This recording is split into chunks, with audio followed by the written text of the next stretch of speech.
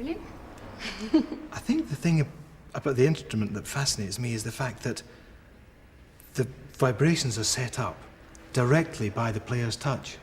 I can't think of any other instrument where that happens. You know, you either have to draw a bow across a string, or use a mallet, or blow. But here, it's my finger actually vibrating on the glass. And if you look into the glass, you see the water going round there.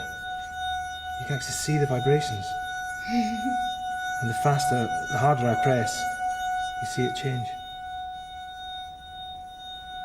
And also, as far as I'm aware, it's the only instrument, the only non-mechanical instrument, where the sound will just go on indefinitely. Just keep going. And it certainly becomes quite hypnotic. How do you decide how much water is in each one?